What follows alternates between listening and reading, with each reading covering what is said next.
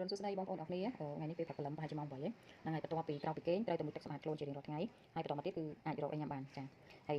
អត់អាចភ្លេចបានគឺកាហ្វេពេលព្រឹកបងប្អូនញ៉ាំកាហ្វេហើយនៅសួស្តីបងប្អូនអរគ្នាមិញញ៉ាំកាហ្វេហើយធ្វើការងារផ្ទះបានតែបន្តិចទេចាអញ្ចឹងខ្ញុំយកឡានទៅចោលសិនណាបងប្អូនអរគ្នាចាំតាមដានណាខ្ញុំគ្រប់សកម្មភាពដែលខ្ញុំធ្វើរាល់ថ្ងៃគឺថតឲ្យមើលហ្មងអូខេ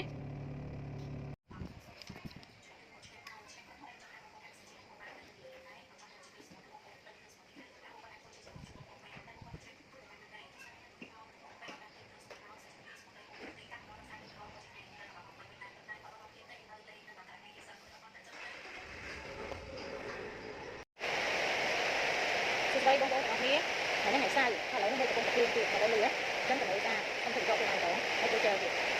នេះគឺត្រកសិនណាបងប្អូន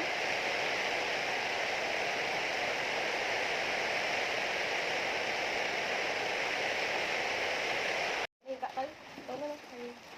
អូម៉ាអីអានេះអត់ដឹងអត់ស្គាល់តែស្រួលនឹងម៉ាក់តំទិញមកត្រូវអត់មើលសុំបាយមួយមុខស្រួលតិចមកនេះបងប្អូនអរគ្នាស្រួលនេះខ្ញុំតំទិញពីពេកមួយណាខ្ញុំសាកកក់សិនបើសិនជាផលិតផលនឹងវាល្អខ្ញុំនឹងទិញយកមកលក់ប៉ុន្តែកូនខ្ញុំប្រាប់ថាកក់2ថ្ងៃហើយកូនខ្ញុំកក់ឲ្យភ្ញៀវក៏ទុនដែរអញ្ចឹងចាំជួបគ្នាវីដេអូក្រោយទៀតថាស្រួលនឹងគុណភាពវាល្អប៉ុណ្ណាអូខេអរគុណច្រើន